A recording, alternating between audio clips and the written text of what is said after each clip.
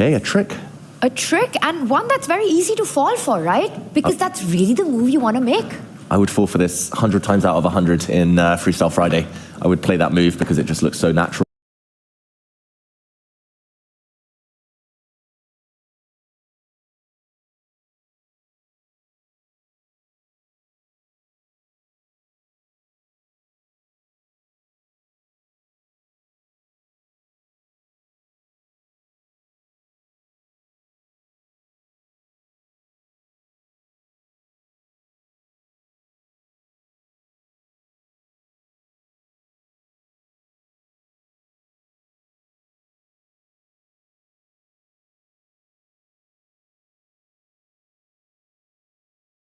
Comfortable, neither queen does right now in the corner. There's so much to mull over. I don't blame the players at all for investing a bunch of time at this early stage.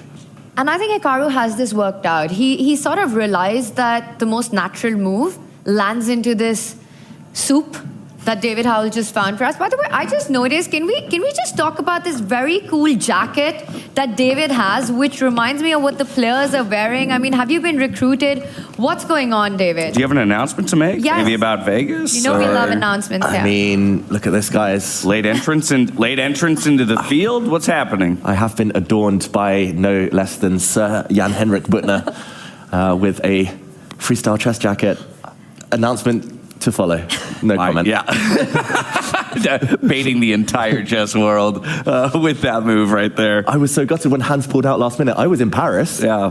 Yet they flew someone across the world. Oh my goodness. They flew someone across the world. How could they snub you like that? They're making up for it now, though. Would love to see you there, but I would have something to say about that. I don't think we want to lose David from this room, from this studio. No, I don't. So, no, not happening. No, that's my coach right there. You can't rob me of my coach. You can get the jacket, but not a spot there, not letting it happen. But it looks very cool. It's the velvet. David's got the velvet on. It suits you, my friend. It suits you. It's too bad they're going to have to take it back from you at the end of this whole event. Oh, spoilers. Just leave immediately. Once the studio broadcast finished, get on that flight and leave Paris. You've got a nice jacket yourself, James. Oh, thank you, thank you. Yeah, I paid for mine now. I know.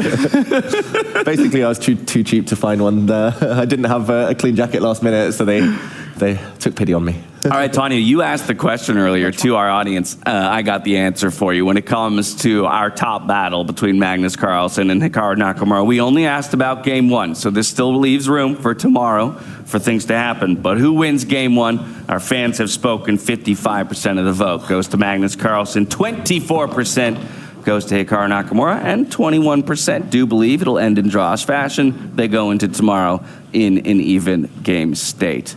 But how about that? For all the Hikaru fans out there, it's not enough to undo what is the prowess of Magnus Carlsen over the chessboard.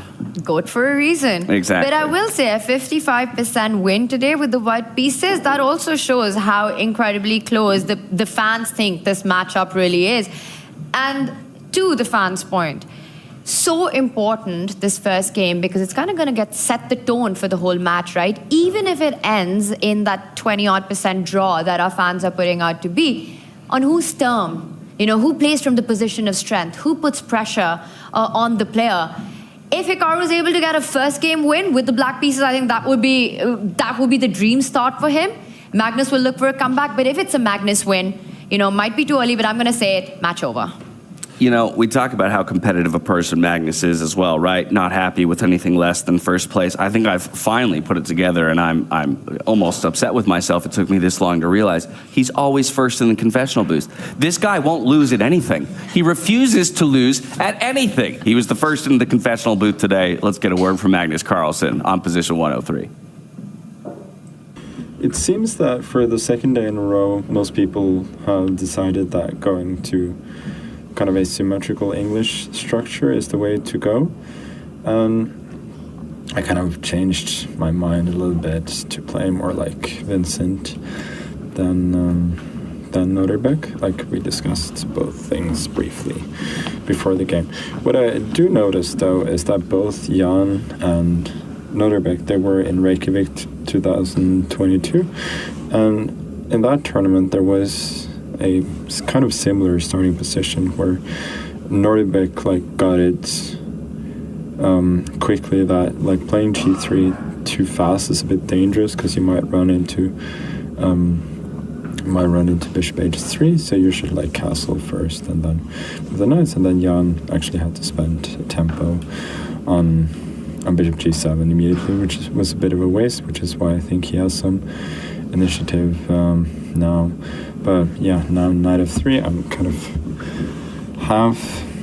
trying to tempt him into g5, which I believe is more weakening than good, but also after g6, like it's a kind of, I mean, it's not even a trap because I don't think he's going to go there.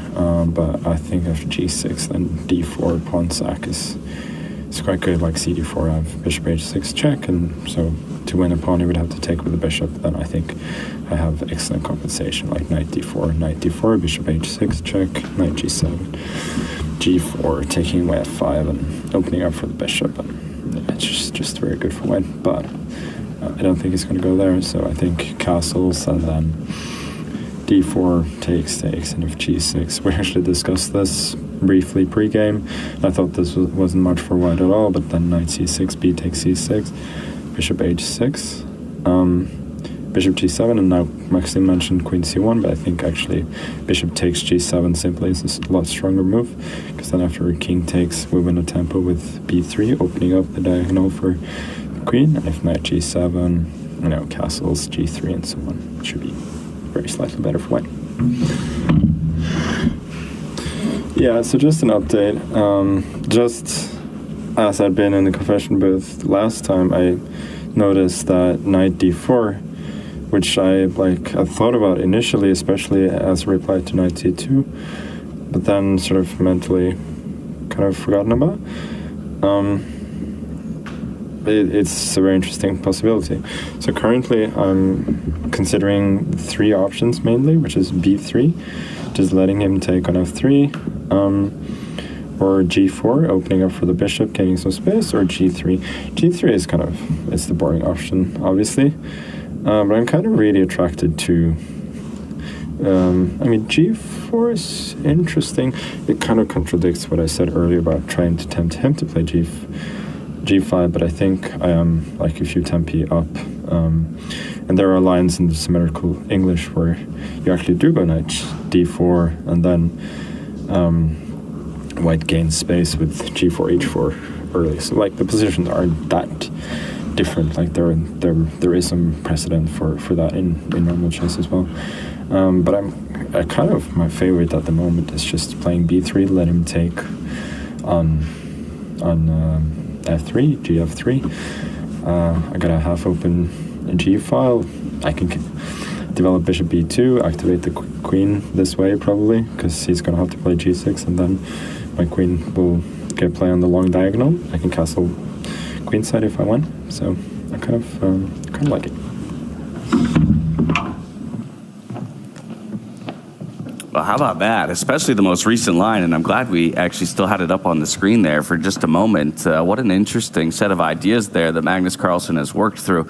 I mean, in so many ways, I would be scared to play something like that. It's, you know, doubling pawns, it's removing one that's close to my king, but by the same token, it plays into the concept y'all have taught me all week long, right? Compensation for piece activity. All of a sudden, every single black piece on the board would still be locked on the back rank. Meanwhile, the queen has open sight lines. The rook would be unlocked along that g-file. So, of course, we're not quite there yet in this game. Hikaru is still deciding whether or not he wants to jump that black knight forward, which a lot of that plan would hinge on. Yeah, I mean, those confessionals, they showed me 2 things. One, that Magnus is actually drawing a lot from classical traditional chess. He was name-dropping the symmetrical English opening, kind of borrowing some ideas from that. But the main takeaway is that he's not playing for safety. He wants some imbalances. He wants some kind of avenues to attack Hikaru. He's not shy of trying to play these controversial moves. And yeah, just the depth was impressive. The breadth of his analysis as well, looking for so many different options. Tanya, it looks like, yeah, despite his physical state, despite maybe feeling under the weather the last couple of days, it feels like Magnus is definitely calculating and seeing things very well. That was very insightful, right? Because the feeling was that Magnus might want to play into his grooves, which are those slow positional grind, kind of get those positions where he can play out forever, put that slight pressure, and maybe the starting position also invites that kind of a strategic battle. But Magnus's approach, the lines that he mentioned, are anything but positional in nature. It's all about opening up those lines quickly, getting into the center, and some of them sacrificing a pawn as well for that initiative, getting that big bishop check in on this square, which we're seeing as a tactical motive being played out.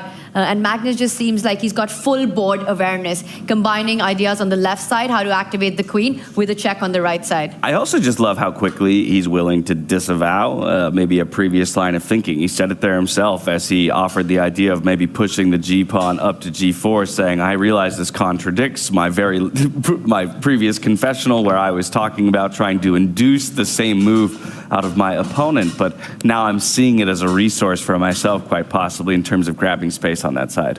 Very interesting, and all of that hinges on, of course, Hikaru's move here. You know, these ideas would appear if Hikaru makes this knight jump, trying to take control of a key central square. Also noticed how in his confession, he said that it was Noderbeck who pointed out that an early pawn push with either of these two pawns makes this square quite weak for the bishop to eventually land on, and we're actually seeing those motifs appear on the board as well. So that superficial level of analysis, it really gives these sort of insights to players to eventually make a decision on their own. Yeah, and funnily enough, he cites that game that Noderbeck had all the way back in 2022 in Iceland. Noderbeck himself, in his game, decided to push that g-pawn and open up that very weakness. So maybe he doesn't remember it or doesn't feel it's as dangerous as maybe it was originally made out to be. And I wonder if that is one of the challenges of freestyle chess, where, you know, David, as you mentioned as well, that a player wants to rely on familiar patterns, draw from it in the 5-1-8, the English, the ideas of the central break, you're opening up the bishop, trading the right bishop according to what favors you. To find that balance, that certain positions will not give you the luxury to be able to do that, and then to be able to make the switch when you find pieces placed and recognize those positions when they're placed sort of similarly to a 5-1-8. Yeah, and I'm often asked, what's the big difference between 2,700 grandmasters and maybe 2,500 grandmasters? Often the 2,500 grandmasters, if you give them long enough, they will see the same things. They will understand the same patterns. I think the top guys, they see things quicker, but not just that, but they're more flexible in their thinking. 2,500s, 2,600s, they're maybe a bit more rigid. They rely on the patterns. They know what their strengths are, and they stick to those. But the top guys, they play according to the position. And I actually have a big regret that 10 minutes ago, I didn't call out this move. I was going to say, if I know Hikaru Nakamura, he's going to play this move. He wants stability. He doesn't want a quick opening of the center. And he's locking things down. This comes at a big cost. He's controlling the dark square that we're highlighting here in the middle, but he's also foregoing control over the light square in between those two pawns. The game is likely to take a more positional nature now, which, although it plays into Magnus Carlsen's strengths, is also Hikaru Nakamura's biggest strength of recent times.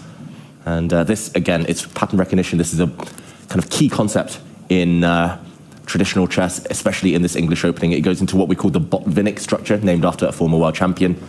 And yeah, it's going to become a lot slower now. Magnus will not be able to show off those tactics he was highlighting to us.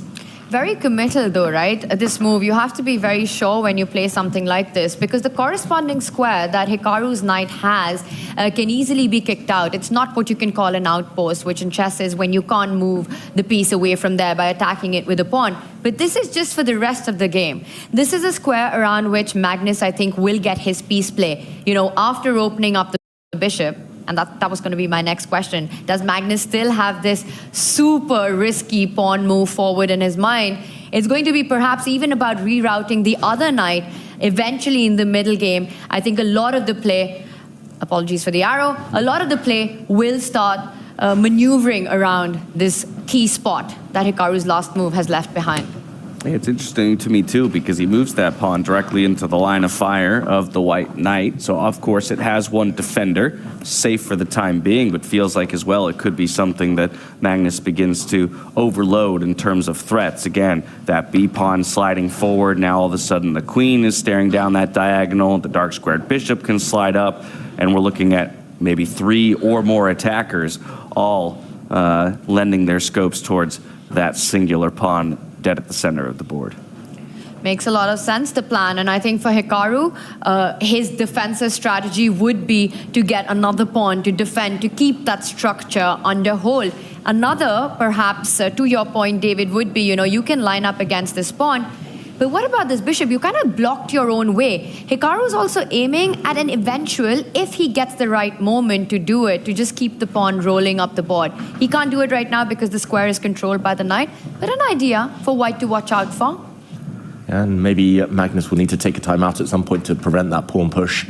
I think Magnus is now more inclined to play on the flanks now that the center is a bit blocked up. And he is slightly ahead in development. He's got 2 pieces out. Hikaru only has 1.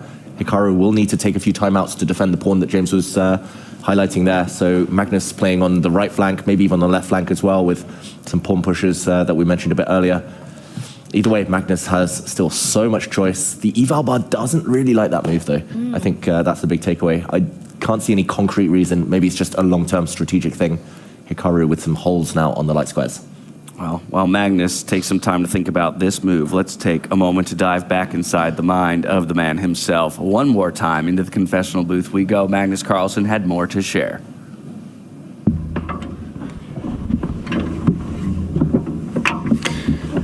I think I gotta mention the possible mating pattern here as well. Like there was one yesterday with queen takes g7 with a smothered mate in the opening that a lot of people were looking for. So when I noticed that now is, as I mentioned before, knight d4. If I do go g3, then d6 castles, bishop h3 is actually not a great move because of knight g5, and if he takes the rook, it's smaller mate with knight takes h7. And like to really hammer the point home, there's also a line that goes bishop f5 back, e3, threatening the knight, knight c2, attacking the queen, queen b1, and knight takes e3, and then queen takes f5, knight takes f5, knight takes h7, checkmate. Again, this is not going to happen, but it just goes to show how careful you have to be in some of these positions.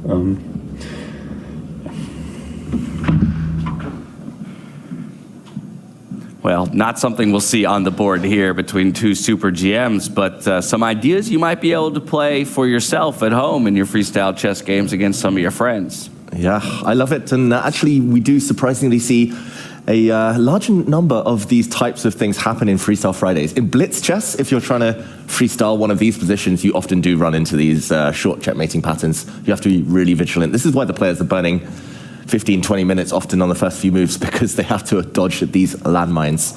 Just very impressive. Magnus in a playful mood, it seems, showing off these ideas. Because of exactly that, I wonder if he'll just sort of take the fight to Magnus to Hikaru even, over the next few moves, by in fact going for the flank idea that he mentioned in a different line earlier on. We were talking about, is it going to be Hikaru who kind of pulls Magnus into that dogfight? But I think Magnus is ready for it. He's the one who might push the chaos button first in this one, if he pushes the pawn in front of the rook on the right side of the board. I like your point, though, about playfulness and just what it indicates in terms of spirits being high. Again, maybe that energy is there that wasn't quite at 100% in the previous couple of days. And so that's the Magnus I fear, a Magnus who is operating at 100%. To be fair, I fear Magnus at 5% as well, but maybe Hikaru. Yeah, maybe Hikaru wouldn't fear Magnus at 5%, but at 100%, that's another story. I wonder if Magnus at 5% would still make it to top 100. Well, I mean, real quick, just do the math. What's 5? Oh, yeah, okay. I was going to say, what's 5% of his current elo? I mean, even when he's asleep, he's 2750 minimum. That's his baseline. But, I mean, Magnus now, he's 3-0 up on Hikaru in the confessionals. Have we even seen Hikaru visit once? I think that might be, to me, the biggest shock of the tournament. He loves kind of getting that tension out. He loves talking about things. Hikaru loves to kind of get things out of his system. We've seen it in his streaming. He's very successful there. But Magnus, he's kind of getting one up on the big streamer himself by visiting that confessional booth. we had Hikaru once in the confessional, and it became quite a viral moment when he said he'd like to strangle Nepo for making him fall into the Nepo gambit right there. And that was quite entertaining, but we'd love to see him back because we're so used to seeing him not once during the tournament, but at least 5 times in a day. Yeah. But it feels that he's just so focused on the job at hand. Oh, Wow. big move, big move. Big move on the board. It's a pawn sacrifice from the world number 1, Magnus Carlsen. I was talking about setting up this move with a pawn push first to prepare it, but Magnus says, no, I'm going to blow open the flank. And again, it's an idea that is borrowed from other openings, but right now the black pieces might not be so well prepared to deal with this little pawn push. If it's captured by the black knight, we should mention, then the black central pawn will drop off. The defender will have been removed, so this was not a sacrifice, although this might be quite sensible for black if the pawn is captured in another way instead. Then the white horse is going to jump forward into a nice outpost, and the white queen has been unleashed with gain of time. James' idea.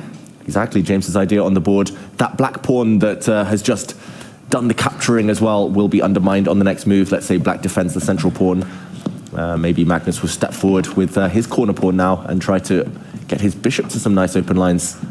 Very ambitious stuff. Clear pawn down for white, but great piece play. But Tanya, maybe I can ask for the difference between this and what would have been a b3 push. Like, why do we need to give up our pawn to this black pawn as opposed to b3 push, still unlocking the queen? Our knight still has the option to jump to that outpost square that we highlighted earlier on.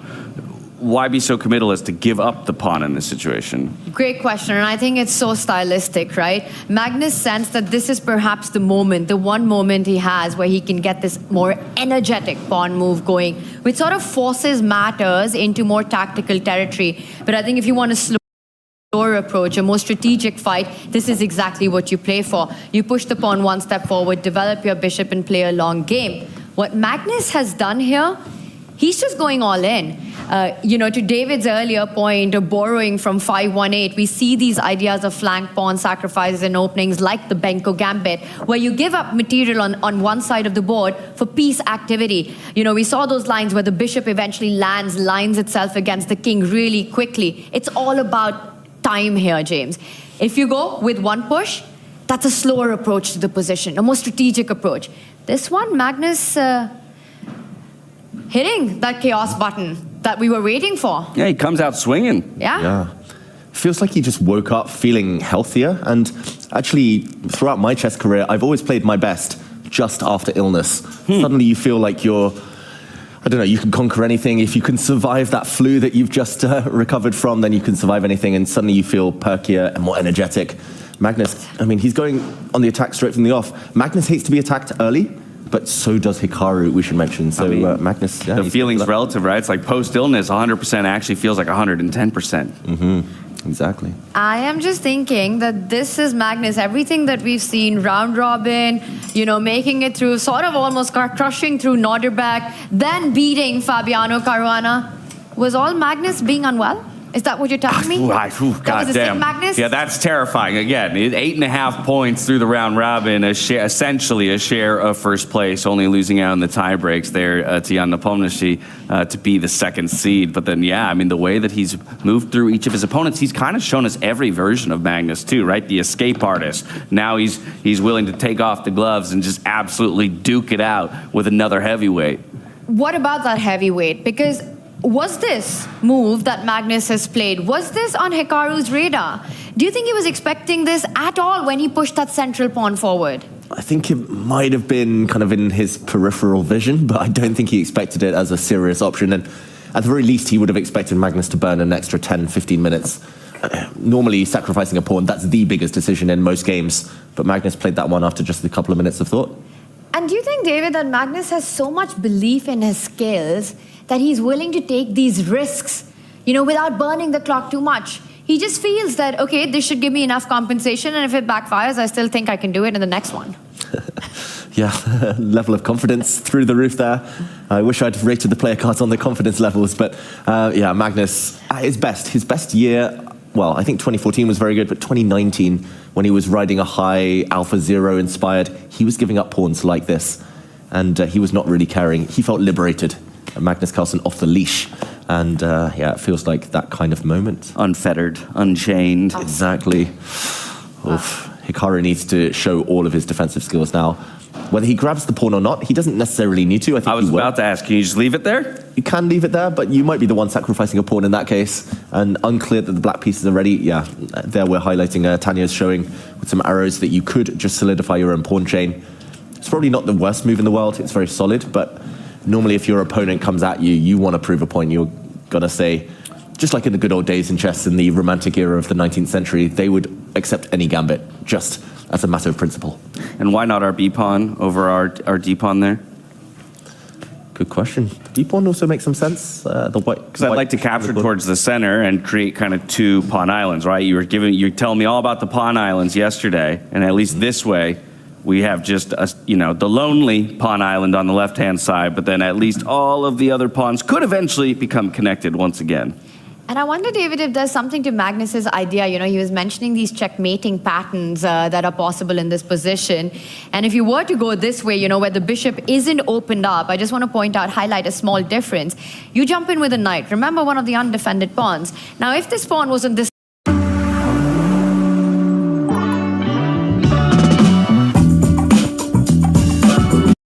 defend, you can get rid of it by jumping the other knight ahead on the board. Sure, you can kick this knight out, but are you ready to face the wrath of the two knights getting closer to the black king? So perhaps that could be the slight difference. You really need the bishop to jump onto the defense. I could see this happening, It is a very Hikaru move, especially these days when I spend too much time watching him stream. He's always talking about consolidating, stabilizing. As long as he can weather an initial attack, he believes in his long-term chances. And deep in thought, the world number 2.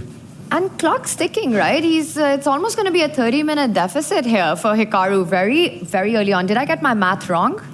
Yeah, almost there. Almost. Yeah, 20 minutes so far. Which is why I took the buffer. 15 at the moment, but yeah, soon to be 20. Halfway there. Thanks, James, for that. But if it gets to 50, I'd hit the mark. Almost there. But coming to this point, right? So what are the moves that's going on in Hikaru's mind right now? If he wants to play with fire, he accepts the bait, right? You pointed out taking with the knight, you lose a central pawn. I think we can discard that. And Hikaru will be quick to get that out of his way as well. So one is, you go all in, you accept the sacrifice, and ask Magnus Carlsen to prove it. Or the more solid approach by defending this pawn with either advancing the pawn on the left side or the center of the board. Predictions, what will Hikaru choose? Well, just because it was my idea, I'm going with the b-pawn push. I'll go with the d-pawn. Tanya. You guys don't leave me with a choice. I think chat wants to see it. Our community wants to see it. I want to see it. Let's have a head-on battle, Hikaru. Let's go. Let's take the pawn. Okay, all right. We wait on bated breath for the answer here. Yeah, I could see that happening too. Hikaru, although he likes his kind of stability, he does also like something to hold on to long term. So whether that's in a positional advantage, whether that's a better pawn structure, a bishop pair, or an extra pawn, he does tend to, at least against lower rated players, just take that and make it count long term. But I think against a slightly lower rated player, he wouldn't be burning this much time on the clock, Hikaru. So already the Magnus factor starting to play a small part. And once again, Hikaru, feeling it's a critical position. No better time to spend, no better moment to spend the time to think than when you think it is a critical moment. While he does take that time to think, we are going to take an ever so short break ourselves, just about 5 minutes, while the players continue to play through the early stages of the game. Have no fear, we will leave you on this very board. You will not miss a single moment of Magnus Carlsen versus Hikaru Nakamura, and we'll see you back here on the other side of that break. Are you curious to play freestyle chess but don't know how to? No opening theory, no memorized moves, just pure strategic creativity. But how do you navigate 960 possible starting positions with confidence? That's exactly what I'll teach you in my Freestyle Chess Masterclass. You'll learn how to develop your pieces effectively, recognize key positional patterns, and avoid early disasters. I'll break down some of the best freestyle chess games ever played, featuring Magnus Carlsen, Alireza Firouzja, and Fabiano Caruana. Freestyle Chess is still in its early days. This is your chance to get ahead of the competition. Sign up now and let's take your freestyle game to the next level. Join my Freestyle Chess Masterclass today and save 20% only during the Grand Slam. I've said this for the better part of the last 10 years that I intend to retire by the time I'm 40. So, I mean, it's time to retire. That's all I'm going to say. I mean, yeah, it's insane. I don't even know what to say about it. You know, a lot of people are new to chess. They haven't been following for a long time, so perhaps it took them by surprise. But, I mean, nothing really has changed. However, having said that, the chess world we live in today is very different than the past. There are these freestyle events. They're rapid and blitz as well. So definitely no intentions of retiring from, like, chess overall anytime soon. But as far as classical chess goes, I mean, could be very soon. Well, we'll see. I mean, nothing has changed for Weisenhaus.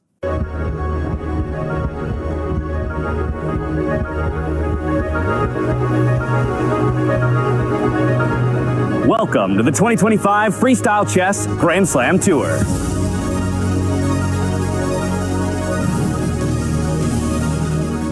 Of the world's greatest chess players will battle in a unique and thrilling format.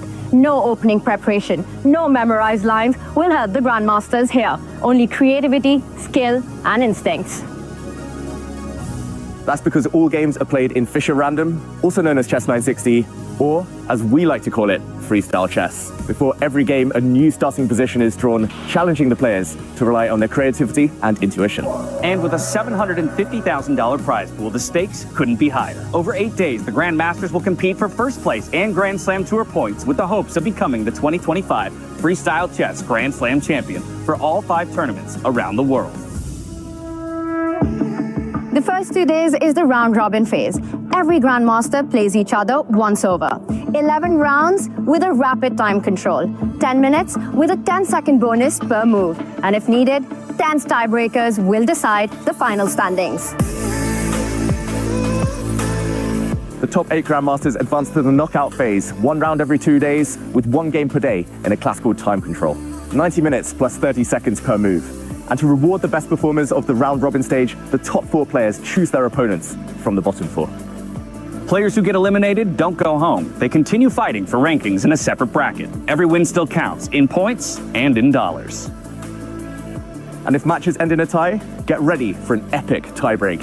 We begin with a rapid match, and if it's still tied, there'll be a blitz showdown with 5 minutes plus 2 seconds per move. And if there's still no decision, we will watch a final Armageddon standoff. This format ensures that only the most adaptable, resilient, and fearless chess player will triumph. No second chances, no shortcut, just pure chess brilliance. Who will rise above the rest and claim the $200,000 first prize? World, are you ready? The greatest chess talent from around the globe. 8 action-packed days. This is Freestyle Chess.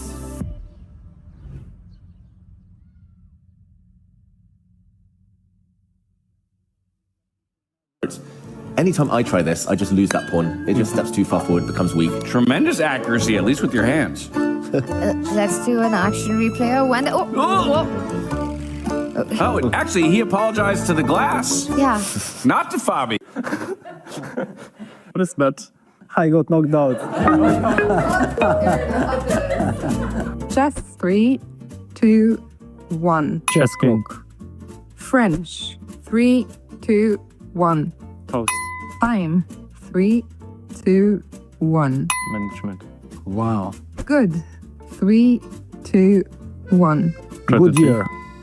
Sun 3, 2, 1. Sunlight. Hot 3, 2, 1. Hotter.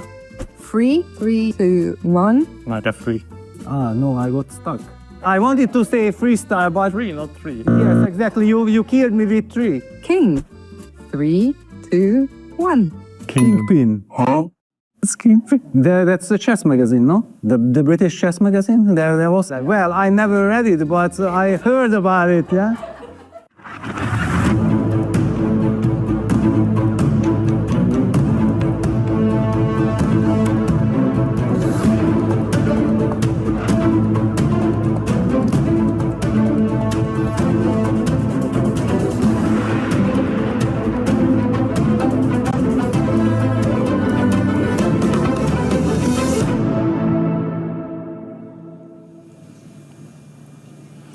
we're back here in Paris, France for the 2025 Freestyle Chess Grand Slam Tour between Magnus Carlsen and Hikaru Nakamura for the top ticket, $200,000, 25 circuit points at play. We got to get straight back into the action. Hikaru, though, still burning time on the clock, considering what will be his response from this most recent provocative move here from Magnus Carlsen. Yeah, I think Tanya might have read the future when she was predicting how long Nakamura would be down on the clock.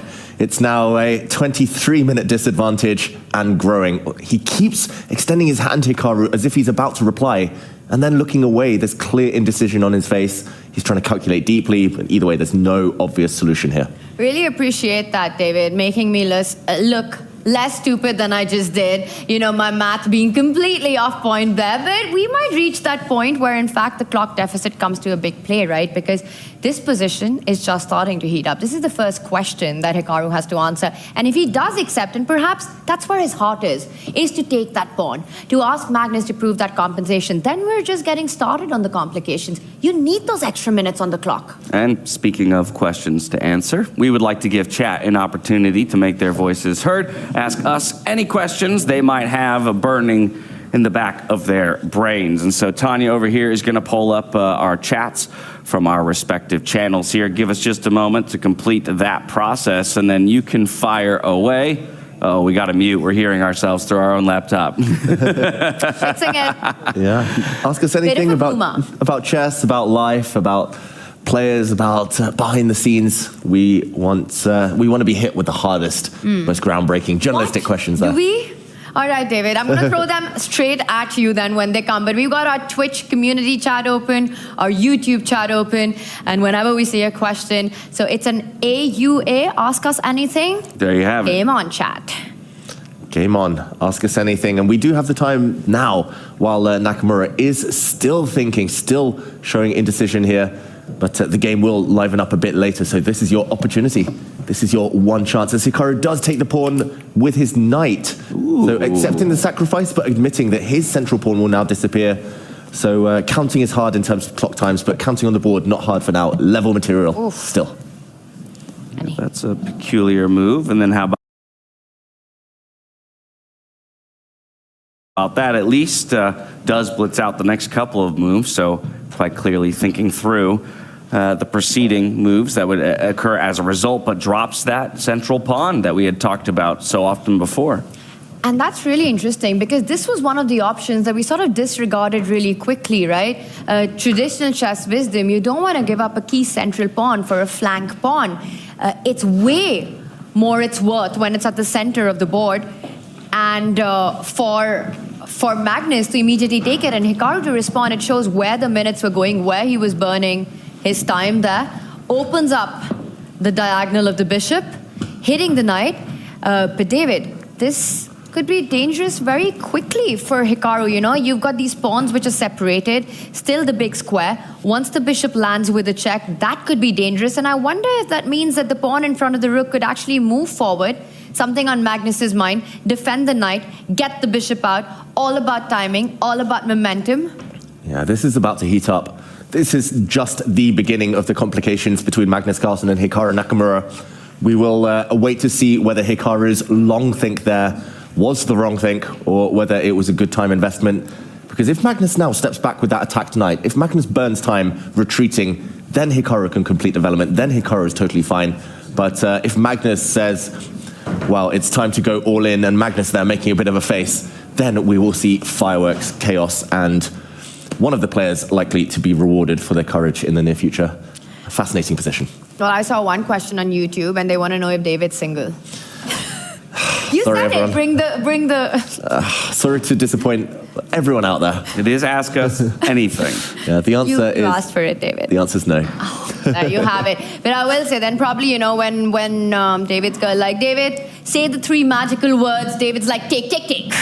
Yes, yes to chess. Chess is life. Chess is life. All right, but how about this one? How do they interview him during the game? Well, it's not quite an interview. We have a confessional booth set up within the playing hall, and basically it's an isolated little area that the players can go through. They open a little glass door, slide in, so as to not be heard or disturb the rest of the players in the playing hall. And basically there's just a camera set up in there for at any moment the players who want to jump in there can go ahead and verbalize some of their thoughts and talk through some interesting ideas. Some players we've seen use it more than others, but in my opinion, one of the most fabulous additions to kind of chess broadcasting in general is just getting the opportunity to peer inside the mind of those super GMs. Yeah, I can confirm there is not a priest on the other side of that gate as the players confess their sins. It's just a camera, just to try and encourage them to share their thoughts. We love the insights. We've been very blessed as the likes of Magnus Carlsen have been entering regularly to talk us through their thought process. A real nice addition to chess in recent years. This has been adopted by a few tournaments, but very much encourage the players. Some of the younger guys as well. Even the likes of Arjun Aragaisi, surprisingly, entering that confessional booth. And I'm hoping that continues as a trend. This is an interesting question. Is this the first time Magnus and Hikaru are playing a match format in classical time controls? A match format, I don't know if that's a colloquialism that I don't necessarily understand. So like a knockout in chess format, head-to-head match rather than just if anything, it's been quite